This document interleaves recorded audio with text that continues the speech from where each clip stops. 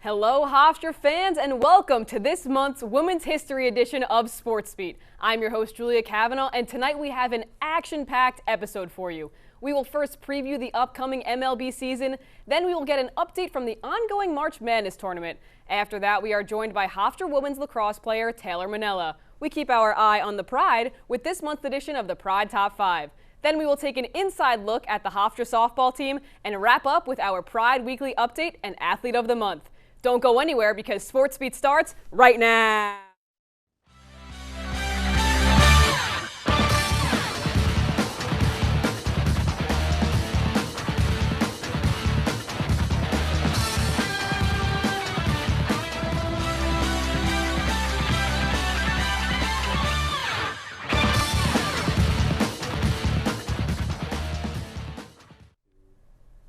Joining me now to help preview the upcoming MLB season is Kevin Bunk and Michael Palumbo. And boys, we are one day away from opening day. I mean, the Mets, little rain on the parade, little delay in their game. They'll have to wait one more day. But we are one day away from opening day, and the Texas Rangers looking to go back-to-back. But with that being said, going into day one, who is the most exciting team right now in all of baseball? Ironically, I'm going to go with the team that the Rangers swept out of the first round in embarrassing fashion. It's the Baltimore Orioles. Listen, this is a young team, baseball town in Baltimore. Camden Yards is going to be rocking all season long.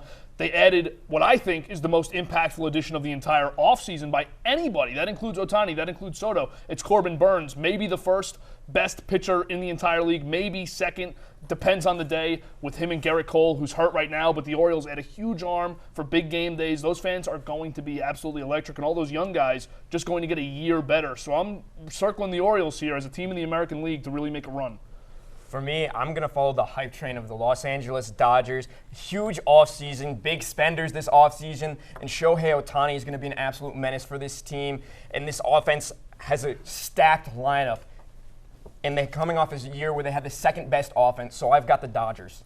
Yeah, and opening day can set up a lot of expectations for fans, especially here in New York with the Mets and Yankees both adding huge pieces to their lineup. So does the team that plays in the Bronx or the team that plays in Queens have higher expectations going into the season? I don't even think it's close at all on this. I mean, the Mets are in a rebuild. They're in this $400 million rebuild right now. It's not looking great. And those fans, they're going to be dancing if they're in Game 1 of the wild card round. They're going to be pumped. If they get swept out, it's a successful season. Yankees fans, they're burning this city down if they don't win a World Series this year. This is the year that the Yankees have to do it. It's the best team on paper of the Aaron Judge era. So the expectations are all in the Bronx, as always.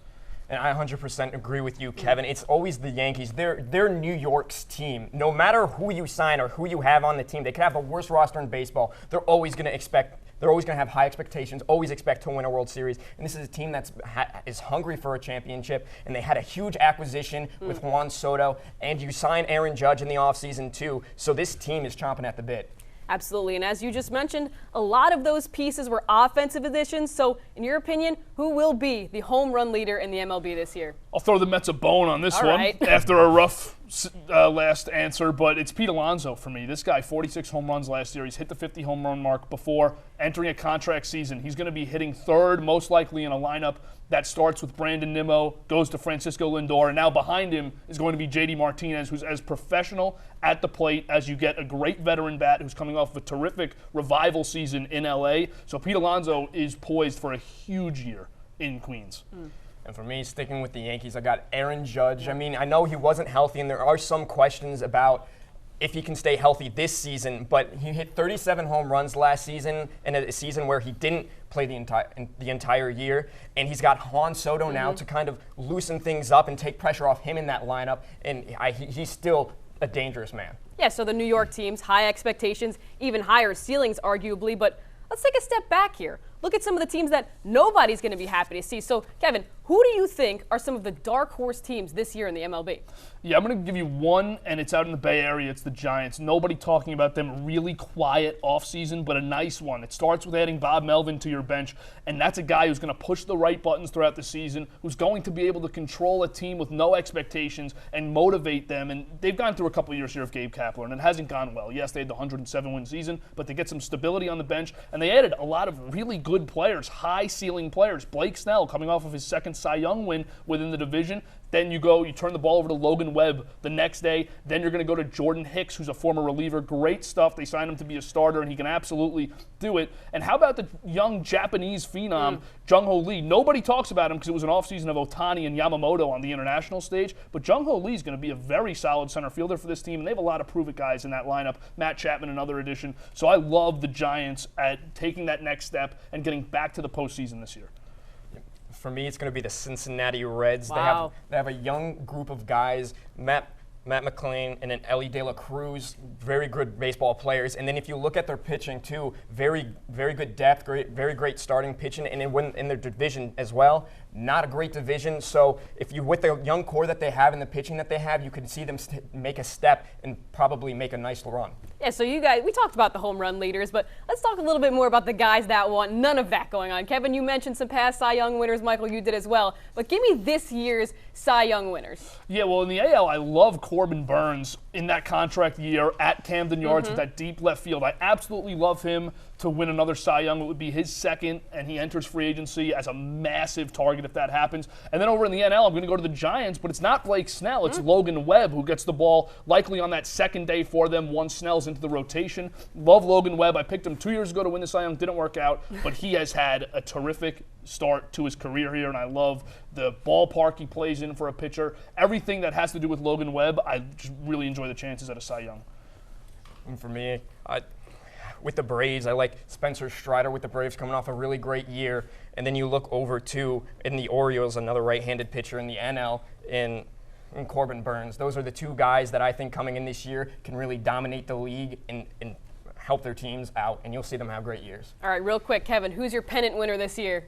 Well, I'm going to go with the Braves and the Astros in the World Series. I know it's a little chalky, but give me Atlanta in that one. They've got the best lineup and a good pitching staff to go with it. Mike? And for me, it's going to be Astros and Dodgers. All right, who takes it home for you?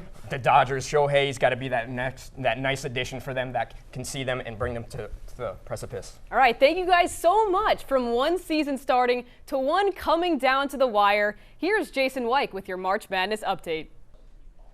Thanks so much, Julia. The initial field of 68 teams has been trimmed down to just 16. With upsets, buzzer beaters, and plenty of madness, let's jump right into the action. The first upset of the tournament came early Thursday afternoon as the A10 champion Duquesne Dukes upset the BYU Cougars 71-67. This marked the Dukes' first win in the NCAA tournament since 1969. On the other side of the bracket, the 11th seed Oregon Ducks upset the 6th seed South Carolina Gamecocks 87-73. Oregon's win was their 7th straight victory in the first round of the tournament under head coach Dana Altman. The true madness came late Thursday night as sharpshooter Jack Golke captivated the nation and led his 14-seed Oakland Golden Grizzlies to an upset win over national contender and 3-seed Kentucky Wildcats.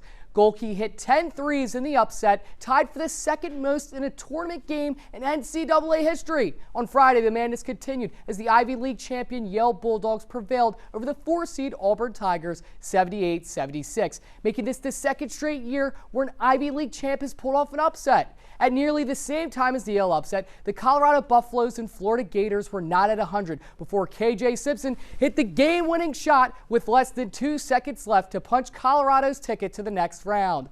Late Friday night, we saw two 12 seeds prevail over 5 seeds. First in Brooklyn, the JMU Dukes throttled the Wisconsin Badgers from the start, pulling off the upset comfortably 72-61. In the West region, the GCU Lopes held strong to prevail against the St. Mary Gales 75-66. While the weekend provided some exciting overtime finishes, the top seed prevailed in nearly every matchup as all 1 and 2 seeds advanced to the Sweet 16 for only the 5th time in tournament history, setting up for some highly anticipated matchups in the next round. With your March Madness update, I'm Jason Weick, and SportsBeat will be right back with more after this.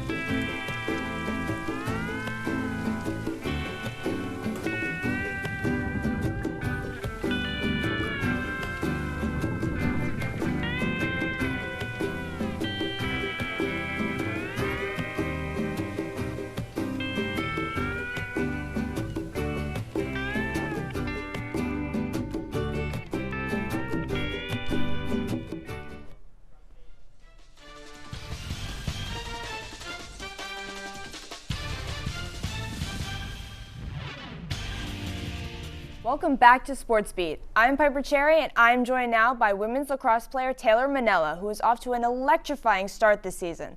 Let's take a look at some of her best plays. 60 as it caught a piece of Wilhelm. It's with Scanoni trying to spin around the defender. Now passing to Mennela. There's a goal for Hofstra. Mennela, Sutter steps inside the 12. Now Mennela, a shot. There's a goal. Hofstra strikes first. Mennela spins away from Gum. Gets inside, scores, and ties the game. On the free position, Mennela on the run in, a shot, and she scores. Far side walls are 220.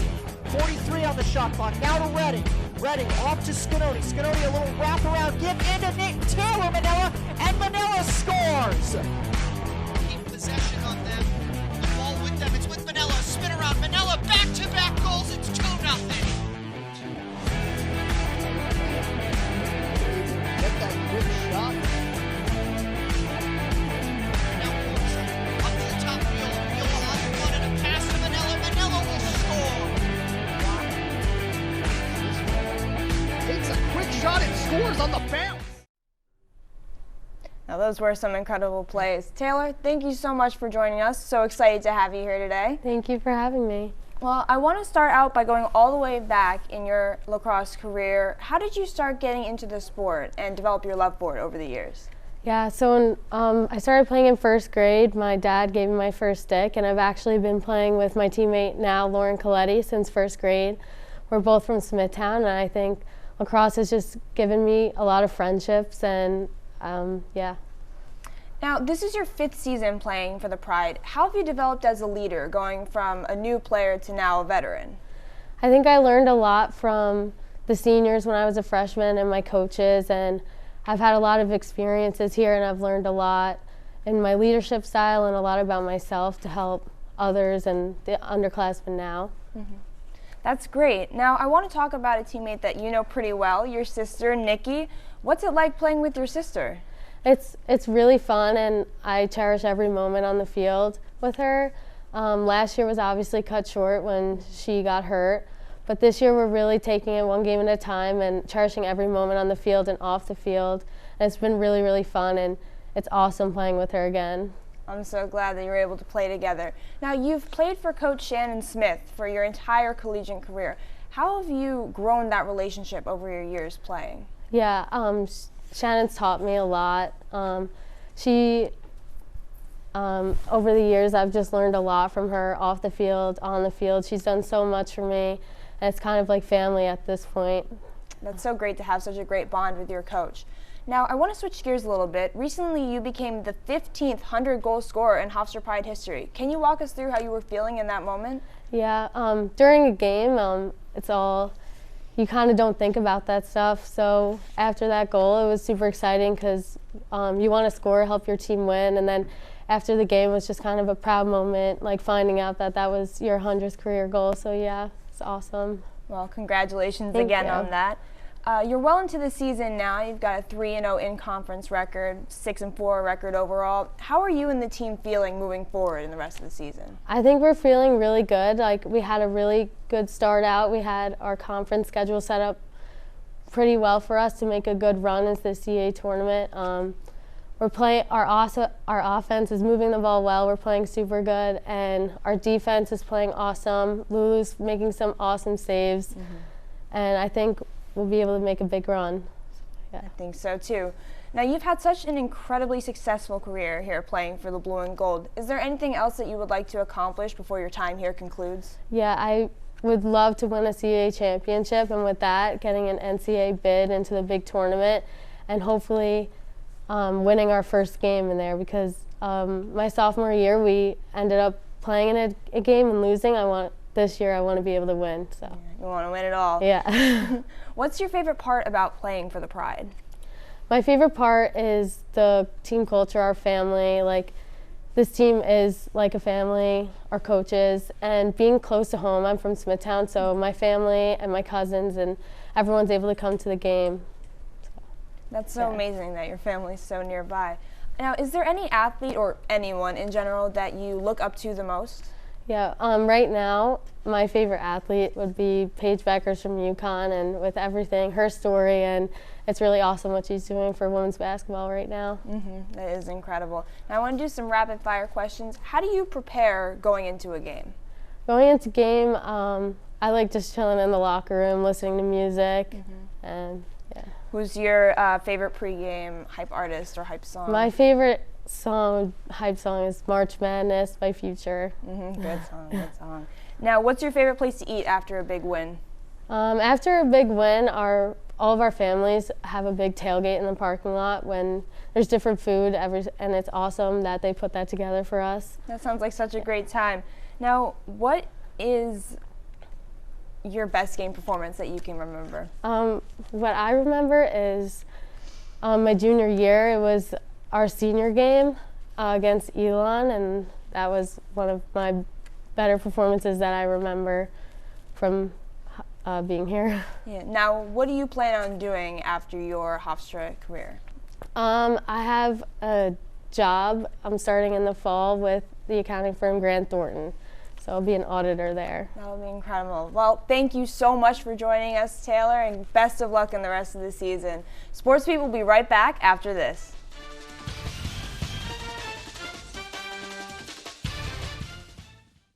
Every day, thousands of kids start vaping.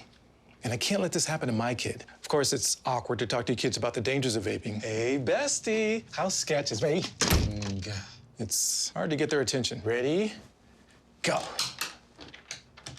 Yes, look at that. You even turn yours over.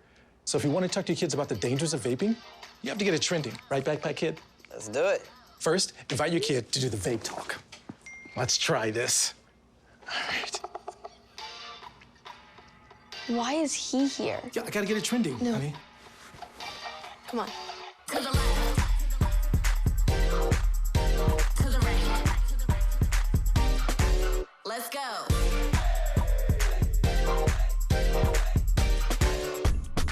Oh, honey, can we talk? Yeah, what's up? I see a lot of your friends vaping. Visit talkaboutVaping.org for tips on when and how to have the vape talk.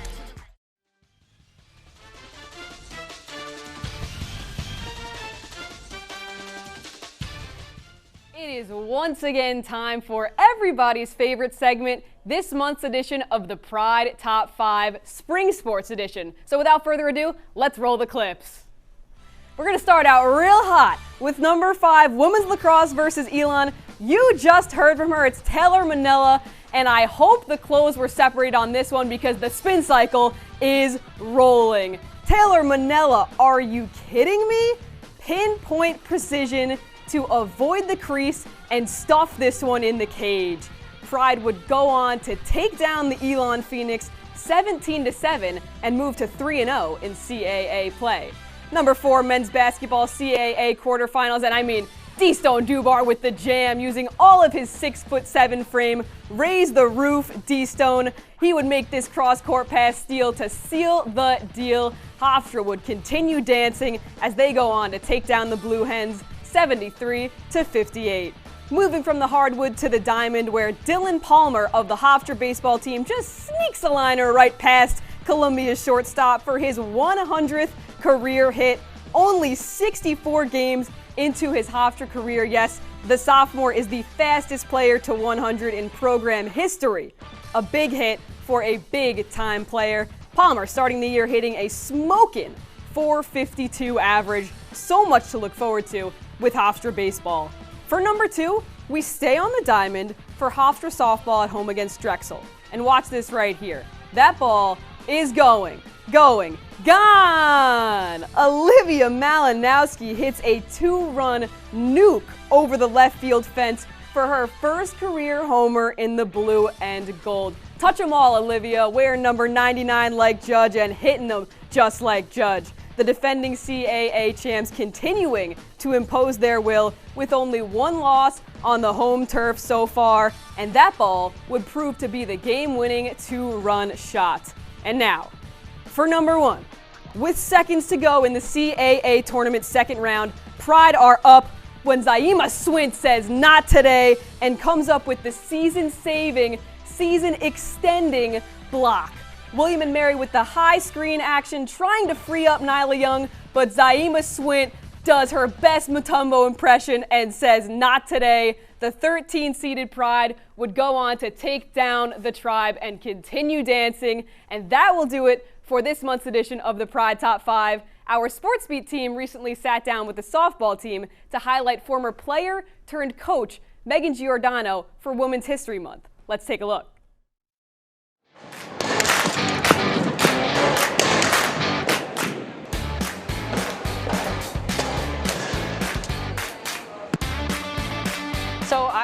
So I really love teaching. I went to school to be a teacher, and I love softball, obviously. And then I thought, what better place to continue, my softball career in a different lens than at the place that I spent 5 years giving all my energy to and putting back into this program. And I thought, I could just continue that and just in a different spot this time.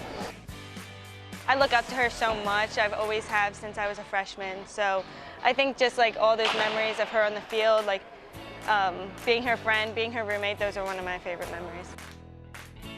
My first impression of her is that she is a fierce competitor, extraordinarily confident and driven. Watching her accomplish greatness, right? I mean, the amount of RBIs she generated last year was one of the coolest things ever, and seeing her and the rest of her teammates win a championship, which is something they set out for themselves as freshmen. I think those are a couple of the core memories, in addition to off the field. Like Meg is able to crack jokes, and when she steps out of her comfort zone and shares her insight, she's actually very witty and very funny. So it makes being around her a good time. Drove in a run with a sac fly, hits this one deep to left center. Giordano, it's out of here! A 3-run homer for Megan Giordano. Oh my gosh. Well, talk about a time for Giordano's first home run of the championship.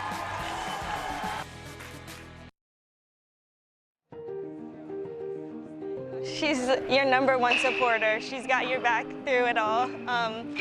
She's one of a kind. She's the best. I can't say anything bad about her. She's the best. So everything that she embodied as a player is everything that she embodies in her personal life, which then translates to everything she embodies as a coach. So it's been, while it's been challenging at times, it's been a very smooth transition for her because of who she is at her core. So I actually came back to work summer camp, and Coach called me into her office and was like, hey, what do you think about coaching here? And at first my jaw kind of hit the floor and I was like, huh, me? And it was really fast from there, because I was in August going through interviews and stuff and all that stuff, and just kind of fast-tracked everything. But it was really great. Everyone was super supportive. It's been a little difficult just to try to find that balance in between, being with my teammates, and then now, I'm coaching them and they're under, my athletes. So it's been a little bit harder, but they are being really awesome. They've been really awesome this whole year. I think that we have a really talented team and a team that's going to go to bat for every single person on that roster, and the expectation will never be any less. This place has been my home for the past 5 years, and I love it here. I've always loved it here. And at the end, when I graduated and after the 5th year, I'm not sure I was ready to say goodbye yet. So it just makes it all that more special. The 0-2 skied out, foul ground right side, back behind the bag. Corey Jones to make the play. Collins will tag, and more good base running from the Pride for their first run. A special thank you to the Hofstra softball team. Sticking with the Pride, here is Michelle Rabinovich with your Pride Weekly Update. Thanks, Julia. The semester has had many twists and turns, but the Pride has remained a force to be reckoned with in the CAA. So let's get right into it. Coming off a win against Seton Hall on Monday, the baseball team looks to stay hot this weekend as the Pride travel to take on the Towson Tigers in a 3-game series. Alex McCoy and Dylan Palmer will look to power the Pride back in the right direction as they take on a struggling Towson team. Pitch times are set for 3 p.m. on Friday and 1 p.m. on both Saturday and Sunday. Also this weekend, the softball team travels to UNCW to take on the Seahawks. UNCW is coming off a series win against Towson and has an impressive 17-12 record so far this season. Similarly to the baseball team, Hofstra softball has struggled to return to championship form, as they currently hold a 7-17 record. Game times are set for 6 p.m. on Friday, 4 p.m. on Saturday, and 12 p.m. on Sunday. Back in Hempstead, men's lacrosse team takes on the Monmouth Hawks this Saturday. After a hot start to the season, the Pride has struggled to capitalize as they have lost their last 5 matchups. Monmouth has also struggled as they have started their season with a 4-4 record. Game time is set for 1 p.m. Staying on the turf, the women's lacrosse team will also be traveling to take the Towson Tigers this Saturday. The Pride has been red hot this season as they currently hold a 6-4 overall record and a 3-0 conference record. They will look to extend their winning streak as they take on the 4-5 Tigers. Start time is set for 3 p.m. For more information on schedules, live streams, and more, visit GoHofstra.com. Sports Beat will be right back after the break. The family's visit to the forest inspired a beautiful question. Mother, mother, am I a tree? You tell me to stand tall. You tell me to stay rooted. I think I am a tree. My child, of course you are. But what kind of tree will you be? The kind to hug or the kind to climb? Doesn't matter what you choose, so long as you choose to be a tree that's kind. Make the forest part of your story at a park near you. Find one at discovertheforest.org. Welcome back to Sports Beat. Joining me at the desk once again for our Athlete of the Month segment is Kevin Bunk and Michael Palumbo. And gentlemen, we just had our winter sports wrap up. Our spring sports are just getting to the crux of things. I want to hear, Kevin, you'll start us off. Who is your Athlete of the Month nomination? I'm going to women's lacrosse. It's been a big women's lacrosse episode, but my pick has nothing to do with the Women's Month episode either. This is a legit pick. I mean, Kerry Walser, number 11 on the lacrosse team here. 25 goals in March. It's March 27th. They don't play every day. 25 goals in March, and just last weekend alone, against William and Mary, 5 goals and an assist, and then against Elon, 7 goals, 2 assists. That's 13 total goals, 3 assists in one weekend of March. That weekend alone puts her in an appropriate spot for this category. Mike? And I'm going to switch to Hofstra softball. Olivia Malinowski, she was a player that didn't get much playing time last year, comes in this year, solidified herself as a solid player for the team. Had a great weekend against Monmouth this past weekend, going 5 for 10, notching a couple RBI, scoring a couple runs, a nice extra base hit. So she's had herself a year so far. A really tough decision. You guys made it hard on me, but 7 goals last weekend. I got to go with Kerry Walser. I mean, Kevin, you made a great point. Mike, you did as well. But that's all the time we have for this month's edition of Sports Beat. There are many thanks to go around before we go. A special thank you to Taylor Mennela for joining our very own Piper Cherry in studio tonight. And a big thank you to the Hofstra softball team for helping us highlight player-turned-coach Megan Giordano. Our panelists tonight were Kevin Bunk and Michael Palumbo. Michelle Rabinovich took you into the world of the Pride, while Jason Weick gave you an in-depth look at the current March Madness tournament. Have a good night, Hofstra fans, and remember to always roar with pride.